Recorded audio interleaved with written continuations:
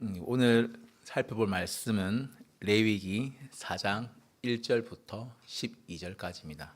레위기 4장 1절부터 12절까지입니다. 저와 여러분이 한 절씩 교독하시고 마지막 절은 합독하시겠습니다. 제가 먼저 읽겠습니다. 여호와께서 모세에게 말씀하여 이르시되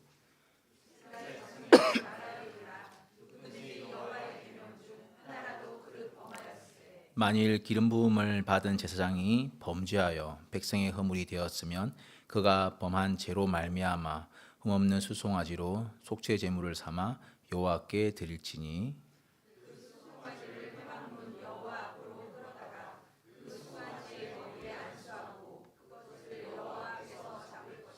기름 부음을 받은 제사장은 그 수송아지의 피를 가지고 회막에 들어가서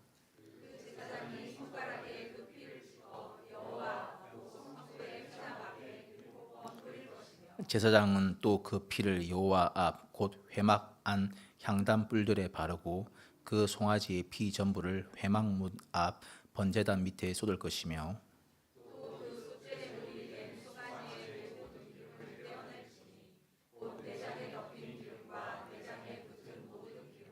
두 콩팥과 그 위에 기름 곧 허리 쪽에 있는 것과 간에 덮인 거풀을 콩팥과 함께 떼어내되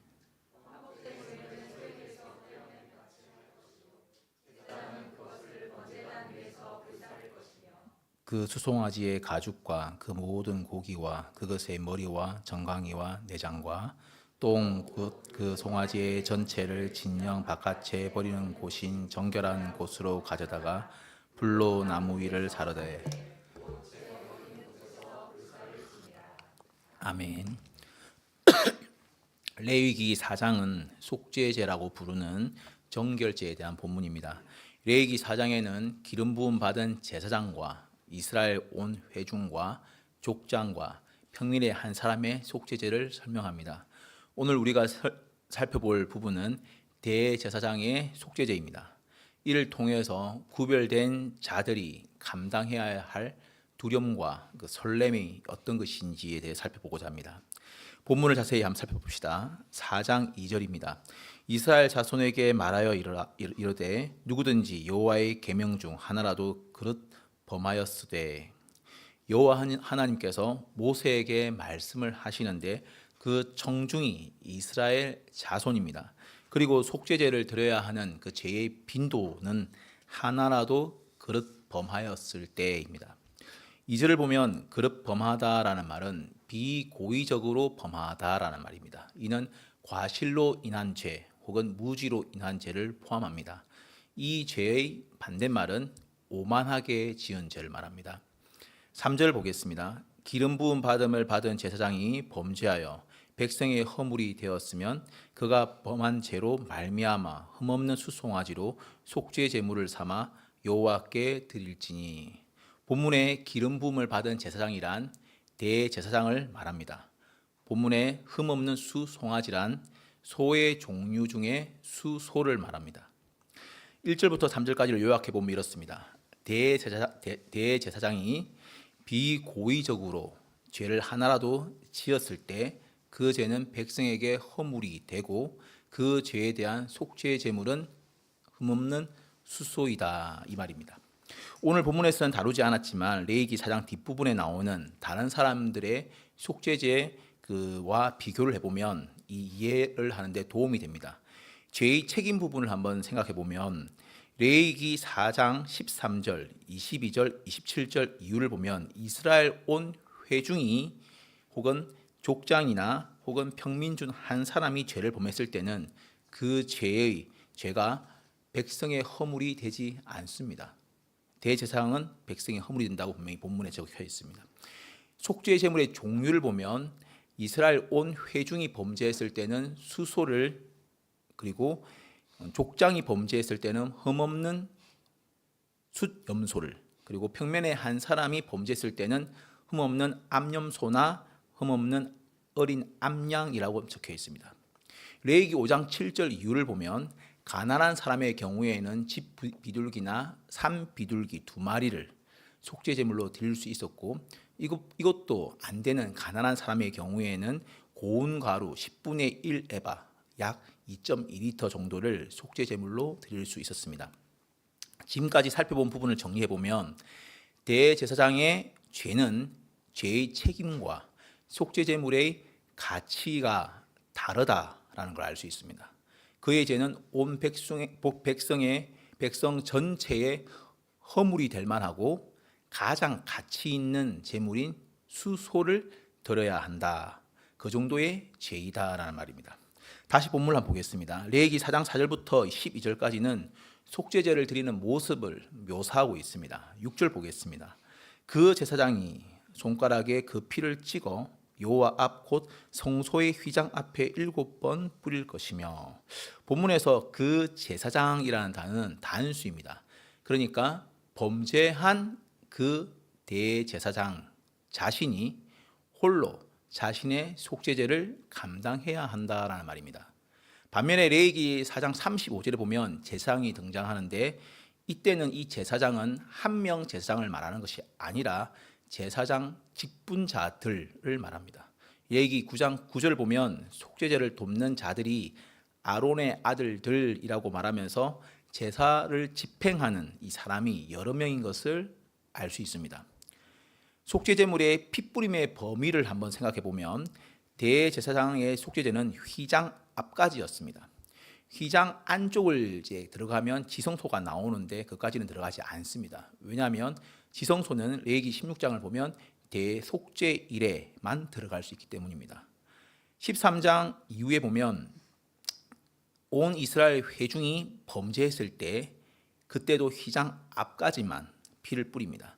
하지만 족장이나 평민의 한 사람이 범죄한 경우에는 25절이 30절을 보면 성막 바깥 번제단 뿔들까지라고 적혀 있습니다. 이걸 쉽게 이야기를 드리면 이래 됩니다. 지성소가 기준점으로 0을 딱 잡았을 때 대제사장의 범죄와 이스라엘 온 회중의 범죄의 경우에는 휘장까지가 9m입니다. 여기서 9m까지가 되는 거고, 그 다음에 지성소에서 번제단까지는 20m입니다. 이렇게 차이가 나는 거죠. 핏뿌림을 하는 그 거리가 다른 겁니다. 그러니까 요약하면 대제사장의 그 속죄를 위한 핏뿌림의 범위가 다른 사람들보다 훨씬 깊었다라는 것을, 그리고 지성소 휘장을 지나면은 지성소가 나오기 때문에 지성소에 아주 가까웠다. 그 죄의 깊이를 우리가 알 수 있는 거죠. 레위기 4장 10절 후반절을 한번 보겠습니다. 제사장은 그것을 번제단 위에서 불사를 것이며, 레위기 4장 19절부터 20절도 한번 보겠습니다. 그것의 기름을 다 떼어 제단 위에서 불사르되 그 송아지의 속죄제의 수송아지에게 한 것 같이 할지며, 제사장이 그것으로 회중을 위하여 속죄한 즉 그들이 사함을 받으리라. 레위기 4장 10절과 19, 20절을 비교를 한번 해보면 10절의 경우에는 대제사장의 속죄제와 관련된 부분이고 19절부터 20절 부분은 이스라엘 온 회중의 경우입니다. 그러니까 제물이 숫소로 같은 경우죠. 그런데 한 가지 차이가 있습니다. 그게 뭐냐면은 온 회중의 경우에는 속죄한 즉 그들이 사함을 받으리라라는 이 사제의 선포가 있지만 대제사장의 경우에는 이 사제의 선포가 없습니다. 족장과 다른 백성의 경우에는 당연히 이 사제의 선포가 있습니다. 그러니까 사제의 선포는 일반적으로 대제사장이 하는데 범죄한 대제사장의 경우에는 자기가 자기 죄에 대한 사죄를 선포할 수 없기 때문에 없는 거죠. 요약을 하면 이렇습니다. 대제사장의 속죄제의 경우는 제물의 가치도 더 있고 핏뿌림도 더 거룩한 휘장 앞까지 뿌리지만 죄에 대한 책임은 백성들에게까지 있고, 반면 사죄에 대한 선포는 없었다라는 말입니다. 그럼 11절부터 12절 한번 보겠습니다. 그 수송아지의 가죽과 그 모든 고기와 그것의 머리와 정강이와 내장과 똥 곧 그 송아지의 전체를 진영 바깥 재버리는 곳인 정결한 곳으로 가져다가 불로 나무 위에서 사르되 곧 재버리는 곳에서 불사를 지니라. 대제사장의 속죄제의 경우는 본문을 보면 똥까지 전부 불태웠습니다. 다른 제사의 경우에는 가죽을 남긴다든지 그래 사용할 수 있고, 고기의 경우에는 제사장이나 다른 사람들이 먹을 수가 있었습니다. 하지만 대제사장의 속죄제의 경우에는 남김없이 전부 다 불태웠습니다. 요약하면 대제사장의 속죄제는 아무것도 남는 것이 없는 제사, 전부 불태워버리는 제사라는 말입니다. 지금까지 오늘 본문을 좀 자세히 살펴봤습니다. 전부 요약하면 이렇게 됩니다. 대제사장이 비고의적으로 죄를 범했을 때, 그것이 과실이나 무지로 죄를 범했다 하더라도 다른 사람과는 달리 가장 가치 있는 제물인 흠없는 수소를 드려야 했고, 범죄한 제사장 혼자 제사를 집행해야 했고, 휘장 앞까지 피를 뿌려야 했으며 제물 전체를 불태워야 했는데 그럼에도 사죄의 선포는 없었다라는 말입니다. 조금 예민한 성도님이라면 오늘 설교 제목이나 본문의 이 흐름을 봤을 때 오늘 설교 주제가 어디로 향할지 감을 좀 잡으실 것 합니다. 괜히 왔나라는 또 불편한 마음이 들지도 모르겠습니다. 하지만 우리는 성경이 말하는 부분에서 침묵해서는 안 되고 성경이 말하지 않는 부분에서 말하면 안 됩니다. 그러므로 우리는 오늘 본문이 우리에게 말하는 부분에 대해서 생각하고 고민해 봐야 합니다. 지금까지 우리가 살펴본 바는 구별된 사람의 죄의 영향력은 그렇지 않은 사람들보다 훨씬 크다라는 겁니다. 구별된 자들의 죄라고 하니까 나는 아니겠군이라고 이렇게 안심하시면 안 됩니다. 이렇게 수요일 저녁에 집에서 쉬시지 않고 예배를 드리시는 여러분, 주일이 되면 어디 가시지 않고 예배를 드리시면서 나는 아니겠지라는 생각은 넌센스죠. 결국 모든 성도님은 구별된 자입니다. 오늘은 구별된 자 중에서 두 부류, 목회자와 거룩한 무리인 성도에 대해서 살펴보고자 합니다. 첫 번째, 우선 목회자에 대해서 생각해 봅시다. 이스라엘 백성 중에서 가장 영향력이 있었던 사람은 대제사장이었습니다. 그리고 오늘날 교회에서 가장 영향력 있는 사람도 목회자죠. 목회자는 한 지교회의 대표성을 가진 사람이라 이들의 죄의 영향력도 큽니다. 목회자도 사람이라 죄를 짓겠지만 그 중에서 성도님들은 거의 짓지 않는 죄를 목회자들은 지을 수가 있습니다. 그것은 설교를 하면서 범하는 죄입니다. 목회자가 설교를 하면서 범할 수 있는 죄는 크게 두 가지를 볼 수 있는데, 하나는 설교를 이용해 성도님들을 자기를 따르게 하는 죄, 다른 하나는 하나님 말씀을 성도님의 입맛에 맞게 적절히 조율하는 죄입니다. 어찌 보면 이 둘은 연결되어 있죠. 먼저 목회자가 설교를 통해서 하나님만을 바라보게 하지 않고 성도님을 하나님만 바라보게 하지 않고 듣기 좋은 말로 은근히 자신을 바라보게 한다면, 대놓고 하지 않습니다. 대놓으면 하면 눈치를 채잖아요. 그러니까 은근히 자기를 바라보게 한다면 성도 여러분들은 그런 목회자를 아주 조심히 하셔야 됩니다. 대제사장이 비고의적으로 범한 죄조차도 백성에게 허물이 되었다면 목회자들이 고의적으로 범한 죄는 어느 정도의 허물이 있겠습니까? 성도 여러분은 목회자 이런 죄에 가장 큰 영향을 받는 사람입니다. 그렇게 여러분은 영적으로 깨어 있어야 합니다. 만약 여러분이 주님을 가장 사랑한다면 그런 목회자를 분별할 수 있을 것이고, 만약 여러분이 그렇지 않다면 결코 그런 목회자를 분별할 수 없을 겁니다. 오늘 본문의 1차 청중이 누구였는지 한번 생각해 보시기 바랍니다. 2절 보면 이스라엘 자손에게라고 되어 있습니다.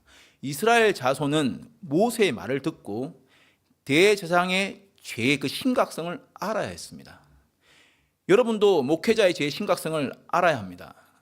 그러기 위해서는 여러분은 열심히 주님을 따라야 합니다. 그러면 자기를 따르게 하는 목회자를 분별할 수 있을 겁니다. 설교자가 범할 수 있는 또 다른 죄는 성도님의 입맛에 맞게 설교를 하는 겁니다. 설교자가 말씀을 묵상하면서 깨달은 바를 설교단에서 그대로 선포하는 것이 아니라 그 깨달은 바 중에서 일부를 흐릿하게 말한다든지 언급하지 않는 겁니다. 다른 이유가 있어서가 아니라 성도님의 눈치가 보여서. 예레미야 6장 14절 한번 보겠습니다. 그들이 내 백성의 상처를 가볍게 여기면서 말하기를 평강하다 평강하다 하나 평강이 없도다. 하나님의 말씀을 전하는 선지자가 백성들이 듣기 좋은 말만 했을 때 이스라엘은 전혀 평안하지 않았고 고통을 겪었습니다. 예레미야 전체를 읽어보면 그만큼 고통을 당한 시대가 없었죠. 그 중심에는 백성의 입맛에 맞게 말씀을 전하는 선지자가 있었고 그 말씀을 듣기 좋아라 한 백성이 있었던 겁니다. 그로 인해서 그들은 나라 전체가 영향을 받고 고통을 겪었던 겁니다. 바울의 표현을 빌리면 이런 모습은 복음을 부끄러워하는 것이며 복음을 설교 언저리 저 어딘가에 저 어디 아래에 각주 처리하는 것과 같은 겁니다. 여러분은 목회자의 설교를 통해서 기쁨과 위로도 얻어야 하지만 목회자의 설교를 통해서 마음의 찔림도 받아야 하는 겁니다. 제가 전임 사역을 하게 되고 2-3주쯤 지났을 때 어느 날이었습니다. 차를 타고 가다가 차 안에서 제가 아내에게 물었습니다. 당신은 내가 설교를 할 때 스스로 성경을 공부하고 연구하면서 묵상하면서 깨달은 바가 있었지만 성도님의 눈치를 본다거나 성도님이 제가 눈치를 좀 안 보는 것 같아서 웃으시는 느낌 같은데 제가 일단은 그대로 리딩을 하면 이렇습니다. 성도님의 눈치를 본다거나 혹은 성도님이 부담스러워 할 것 같아서 살짝 의미를 희석하거나 전하지 않는다면 이런 행동을 내가 어쩌다 한 번씩 하는 게 아니라 그 빈도수가 많아진다면 당신은 내게 뭐라고 할 거야? 라고 제가 물었습니다. 제가 이 질문을 아내에게 한 1초도 채 지나지 않아서 바로 아내가 제게 던진 말이 지옥에나 가버렸습니다. 그렇게 인자하고 예쁜 얼굴로 그렇게 무서운 말을 할 줄은 순간 화가 나려고 했는데 바로 감사가 되었습니다. 그래도 그리 말해줘서 고맙다라는 생각이 들었습니다.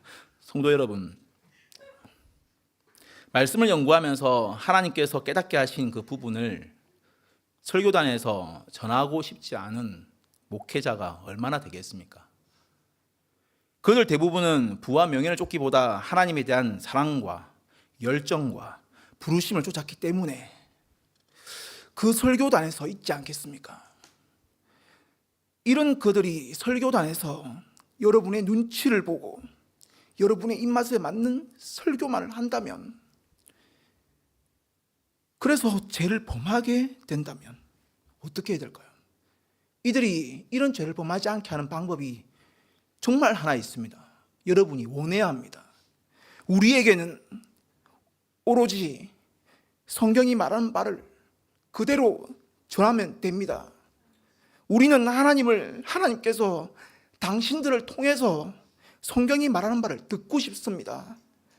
그것을 위해 최선을 다해서 우리가 여러분을 위해서 기도하겠습니다. 당신들이 그렇게 할 수 있도록 기도하면서 환경을 만들고 돕겠습니다. 이 말을 여러분은 목회자들에게, 여러분의 영혼을 맡고 있는 그들에게 할 수 있어야 됩니다. 이것이 여러분이 사는 길이고 목회자들이 사는 길이고 공동체가 사는 길입니다. 대제사장 아론이 백성의 요구에 황금 송아지를 만드는 그 죄에 참여했을 때 온 이스라엘이 범죄했습니다. 반면 대제사장 요야다가 영적으로 깨어 있었을 때 그 타락의 시대에 종교개혁이 일어났습니다. 이쯤 듣다 보니까 목회자들이 안쓰럽나요? 그렇다고 저희를 너무 불쌍하게 안 보셔도 됩니다. 왜냐하면 목회자들에게는 이런 죄에 대한 두려움도 있지만 또한 성도님께서 그 누구도 누리지 못하는 그 은혜와 설렘도 있습니다.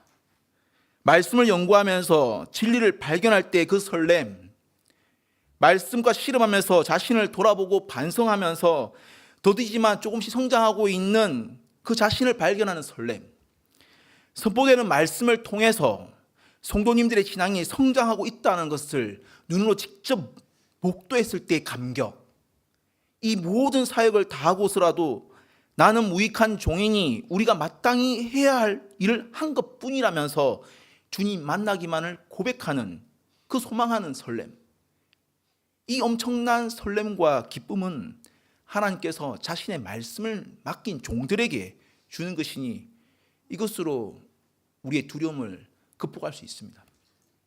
주님께서는 목회자들에게 또한 말씀을 가르치는 모든 자들에게 이렇게 두려움과 설렘을 함께 주셨으니까 우리도 이것과 저것 모두를 가지고 각자의 사명을 감당할 수 있기를 원합니다. 두 번째로 구별된 사람은 그 이름도 아름다운 성도입니다. 거룩한 무리라는 뜻을 가진 이 성도는 하나님께서 처음부터 구별한 사람이었습니다. 물론 성도가 무리를 의미하기 때문에 신자 한 명 한 명을 지칭하기에는 좀 어색한 면이 있습니다. 하지만 두 사람 이상의 신자가 모이면 무리 곧 성도가 될 수 있게 우리는 신자 한 명 한 명을 성도라 부르죠. 여러분은 자신이 성도라는 그 사실에 감격하십니까? 자신이 거룩한 무리, 구별된 무리라는 사실에 감격하십니까? 아니면 성도보다는 장로, 권사, 순장, 부장, 팀장이 훨씬 좋습니까? 목사나 장로, 권사, 순장, 부장, 팀장 모두 성도입니다. 우리는 예수 그리스도를 믿는 거룩한 무리이며 하나님의 자비로 구별된 자들입니다. 로마서 8장 29절부터 30절 한번 보겠습니다. 하나님이 미리 아신 자들을 또한 그 아들의 형상을 본받게 하기 위하여 미리 정하셨으니 이는 그로 많은 형제 중에서 맏아들이 되게 하려 하심이라. 또 미리 정하신 그들을 또한 부르신 그들을 또한 영화롭게 하시고 어렵다 하신 그들을 영화롭게 하셨느니라. 성도는 하나님께서 미리 아신 자들이고 그 아들의 형상을 본받게 하려고 미리 정하신 자들이고 부르신 자들이고 의롭게 하신 자들이고 영화롭게 한 자들입니다. 세상에서 어디에서 이런 사람들, 이런 무리들을 만날 수 있겠습니까? 여기 계신 모든 분들이 이 놀라운 사람들, 구별된 사람들, 성도라고 성경이 말하고 있습니다. 여러분 모두가 자신이 성도라는 사실에 감격할 수 있기를 바랍니다. 우리 모두를 성도 삼으신 주님만을 높이는 그 영광을 돌리는 자들 될 수 있기를 원합니다. 우리의 존재가 이렇게 구별된 사람이기 때문에 구별된 자가 범하는 죄의 영향력도 그만큼 큽니다. 성도는 세상 속에서 건진받은 사람이기 때문에 더 이상 세상 속에 사는 사람들처럼 살면 안 됩니다. 우리는 하늘에 속한 사람이기 때문에 그런 사람처럼 살아야 합니다. 만약 성도가 성도답게 살지 않는다면, 죄를 범한다면 그 죄의 영향력은 구별되지 않은 사람에게까지 퍼져갑니다. 아담이 죄를 범했을 때 땅은 저주를 받고 엉겅퀴를 냈습니다. 인간의 죄는 그 영향력이 광범위합니다. 호세아 4장 3절을 보겠습니다. 그러므로 이 땅이 슬퍼하며 거기 사는 자들과 들짐승과 공중에 나는 새가 다 쇠잔할 것이요 바다의 고기도 없어지리라. 성도 여러분, 우리는 모두 구별된 자들입니다. 여러분의 죄는 세상에 심각한 영향을 줍니다. 우리는 이 사실을 잊지 말아야 합니다. 이것이 성도가 가진 두려움입니다. 나 하나 잘못되는 게 아니라 우리 모두가 잘못될 수 있다는 생각을 하셔야 됩니다. 하지만 이 부분을 달리 생각을 해보면 성도 한 명 한 명이 거룩하게 살고자 애쓴다면 그것은 혼자만의 유익이 아니라는 것도 알 수 있습니다. 그들의 선한 행동은 세상을 유지하고 발전하는 데 큰 역할을 합니다. 여러분은 어떤 생각이 듭니까? 여러분 때문에 세상이 망하지 않고 망가지지 않고 이 정도까지 유지되고 있다는 이 사실, 극악으로 치닫지 않고 있다는 이 사실, 그나마 아직 세상 속에서 아름답고 공의로운 일들이 여러분 때문에 일어나고 있다는 사실, 이런 일들에 여러분의 존재 자체가 큰 영향을 주고 있다. 성도인 여러분의 선한 행실 때문이라면 이 말을 들었을 때 여러분은 어떤 생각이 듭니까? 이 얼마나 놀라운 설렘입니까? 예레미야 5장 1절을 보겠습니다. 너희는 예루살렘 거리로 빨리 다니며 그 넓은 거리에서 찾아보고 알라. 너희가 만일 정의를 행하며 진리를 구하는 자를 한 사람이라도 찾으면 내가 이 성읍을 용서하리라. 성도 한 사람만 있으면 그 사람 때문에 한 성읍 전체가 용서를 받습니다. 성도는 그 성도의 존재는 이러하며 성도의 선한 행실의 영향력도 그만큼 중요합니다. 여러분 같은 성도 한 사람이 한 성읍을 살릴 수도 있고 죽일 수도 있는 겁니다. 이렇게 구별된 자들에게는 구별된 은혜가 부어지길 마련입니다. 우리 주 예수 그리스도께서 자기를 따르는 자들에게 부어주는 그 은혜가 얼마나 크겠습니까? 이 은혜는 우리가 이미 맛보아 아는 은혜고 그럼에도 다시 맛보고 싶은 그 설레는 은혜입니다. 오로지 이 은혜는 맛본 사람만이 아는 은혜입니다. 우리 주 예수 그리스도께서는 성도 여러분에게 이 설레는 은혜를 주시기 위해서 스스로 죄 없는 대제사장이 되셔서 스스로를 속죄 제물로 드렸습니다. 히브리서 4장 15절과 9장 11절 12절을 보겠습니다. 우리에게 있는 대제사장은 우리의 연약함을 동정하지 못하실 이가 아니요 모든 일에 우리와 똑같이 시험을 받으신 이로되 죄는 없으시니라. 그리스도께서는 장래 좋은 일의 대제사장으로 오사 손으로 짓지 아니한 것 곧 이 창조에 속하지 아니한 더 큰 온전한 장막으로 말미암아 염소와 송아지의 피로 하지 아니하고 오직 자기의 피로 영원한 속죄를 이루사 단번에 성소에 들어가셨느니라. 레위기 4장에 등장하는 대제사장은 자신의 죄에 대한 속죄제를 드리는 대제사장이었습니다. 반면 우리에게 오신 대제사장은 죄가 없으시지만 우리의 연약함을 동정하시면서 자기 몸을 속죄 제물로 드려서 다시는 하나님과 인간 사이에 화목 제물이 필요 없게 하시되 손으로 짓지 아니한 하늘 성소로 단번에 들어가셨습니다. 이 놀라운 하나님의 큰 일을 성도 여러분을 위해서 하나님께서 사람이 되시기까지 하신 겁니다. 세상에 어떤 기쁨이 이와 같을 것이며 세상에 어떤 설렘이 이 구원의 기쁨과 같겠습니까? 성도 여러분, 여러분은 구별된 사람입니다. 하나님께서 창세전에 여러분을 택하여 때가 되어 부르셨습니다. 그러므로 구별된 사람답게 살아가시기 바랍니다. 죄를 범하지 않으려 애쓰고 범죄에 대한 두려움을 가지고 살아가며 더불어 하나님께서 여러분에게 주실 그 은혜, 주셨던 그 은혜, 그리고 앞으로 주실 그 은혜에 대해서 설렘을 가지고 기대하시고 소망하시면서 살아가시길 바랍니다. 우리 모두 두려움과 설렘 모두를 가지고 살아가는 사람입니다. 다만 다시 우리 주님께서 오실 때까지입니다. 그때가 되면 두려움은 사라지고 오직 기쁨과 설렘만 가득할 겁니다. 우리 모두 그날까지 오직 우리를 구별하여 주신 주님께만 오직 모든 영광과 경배를 돌릴 수 있기를 원합니다. 우리의 존재가, 우리의 선한 행실이, 우리의 죄와의 그 싸움이 주님께 영광이 되고 찬송이 되기를 원합니다. 우리가 어떤 모습으로 어떤 자리에서 하나님을 섬기든 우리가 바라는 바, 우리가 원하는 것이 죄가 아닌 오직 하나님이기를 원합니다. 우리의 바람이 오직 주님께만 영광이길 원하옵니다. 나의 기도하는 것보다 찬양하시겠습니다.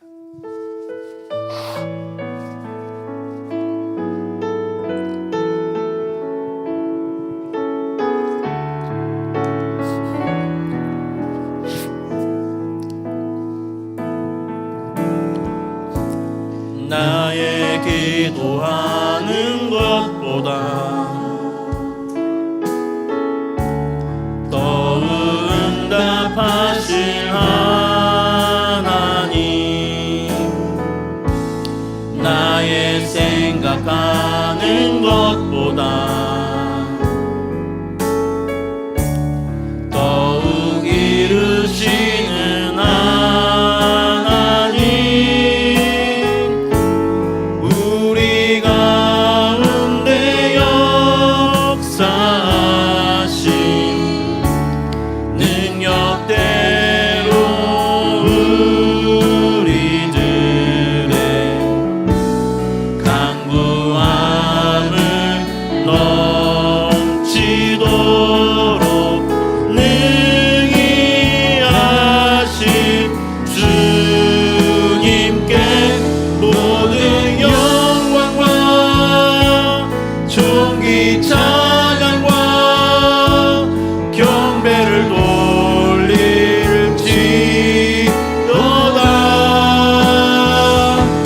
모든 영광과 존귀 찬양과 경배를 돌릴지. 나의 기도하는 것보다 더욱 응답하실 하나님,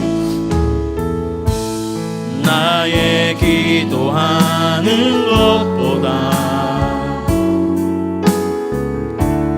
더욱 응답하실 하나님, 나의 생각하는 것보다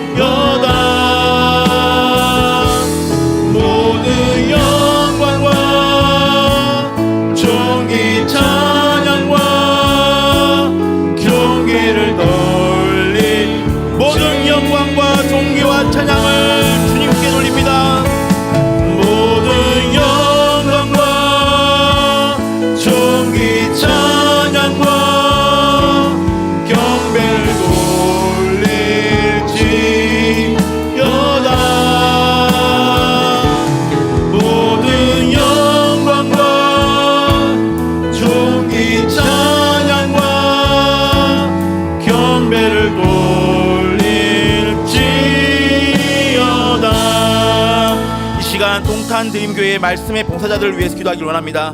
특별히 담임 목사님을 위해서 기도하기를 원합니다. 주일 말씀 사역을 감당하고자 할 때 하나님께서 은혜를 베풀어 주시길, 주께서 성령의 능력을 베풀어 주시길, 목사님 말씀을 통하여서 예배가 살아나고 예배에서 기쁨과 감격이 있기를, 그 말씀을 듣고 불신자들이 돌아오며 또 신자들이 살아나는 그 역사가 있기를 기도하시기 원합니다. 목사님께 지혜와 명철과 분별력과 체력과 선지자와 사도의 그 불타는 심령을 주시도록 기도 바랍니다. 또한 모든 교육자들에게도 말씀 사역을 위해 기도하시기 바랍니다. 여러 모양으로 말씀을 선포하고 있는 이 사역자들에게 주님의 은혜와 능력을 주시도록 기도해 주시길 바랍니다. 또한 성도님들을 위해 기도하시길 바랍니다. 성도님들이 자신이 거룩히 구별된 사람이라는 사실을 기억하게 하시고 각각의 성도님들을 통해서 이루고자 하는 그 하나님의 큰 일을 소망하며 기대하며 담대히 앞으로 나아가기를 원합니다. 죄와 싸우기를 피 흘리기까지 싸우며 선을 행하기를 더욱더 힘쓰기를 원합니다.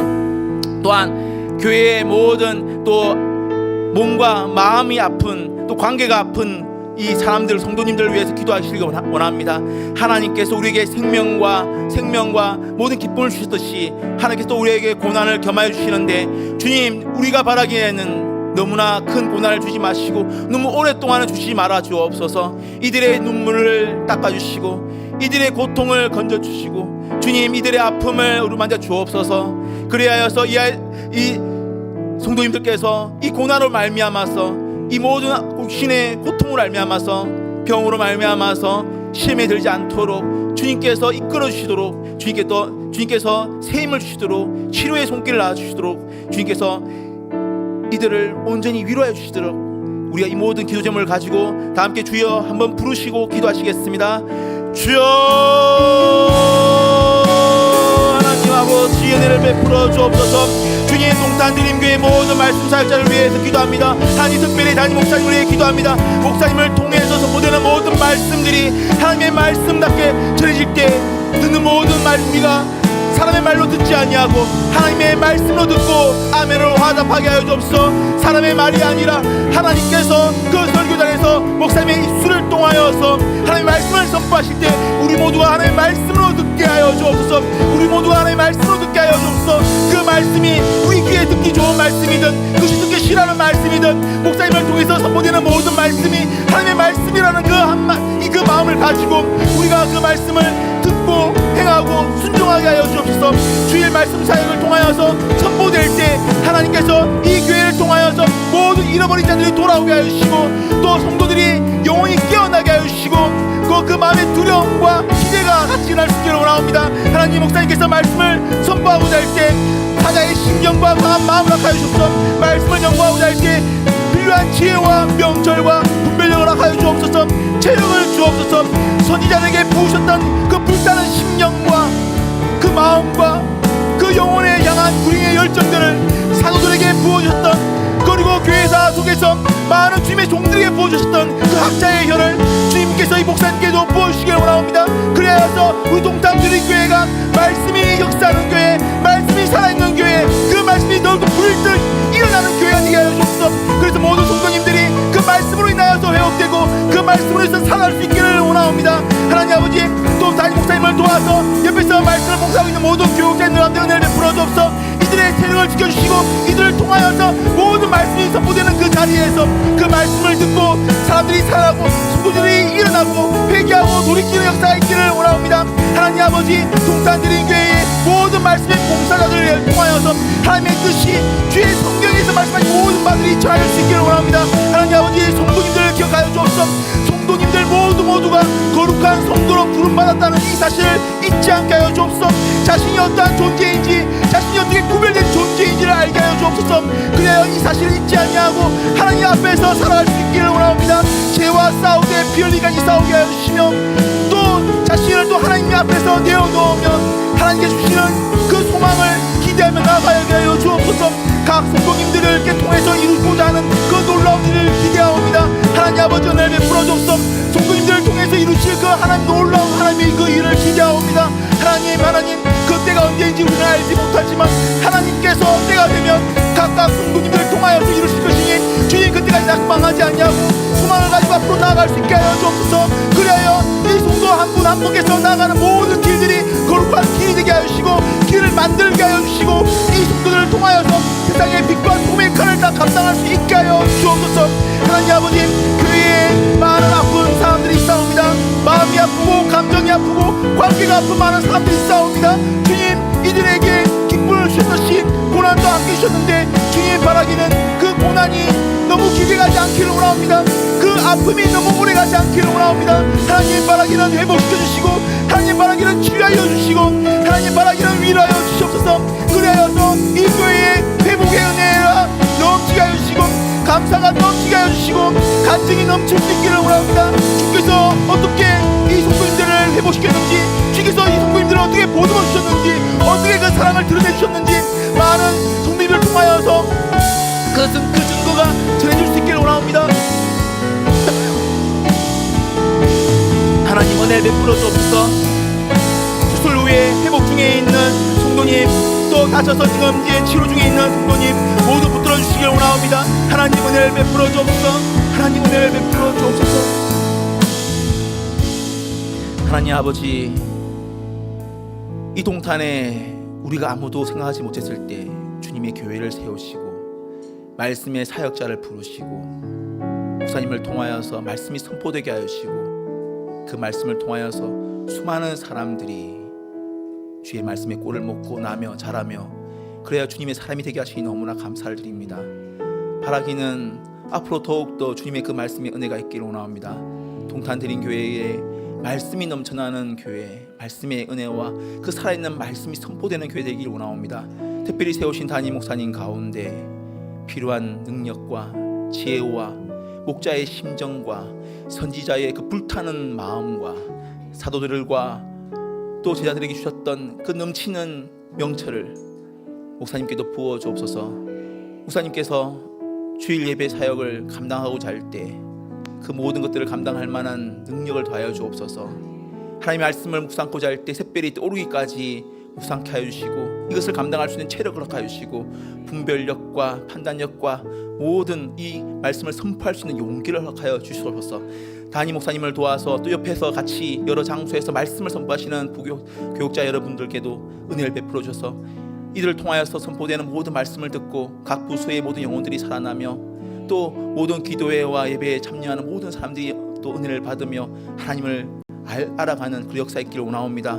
성도님들을 위해서 기도합니다. 성도님들을 거룩한 무리로 부르신 하나님, 자신들이 어떠한 존재인지를 잊지 않게 하시고 자기 한 사람을 통하여서 한 나라가 살기도 하고 죽을 수도 있다는 이 놀라운 사실을 알고 주님께서 자신을 거룩한 성도로 부르기 위해서 하나님이 사람이 되시기까지 하셨다는, 그리고 십자가를 죽고 부활하시기까지 하셨다는 이 놀라운 사실을 잊지 않게 하여 주시옵소서.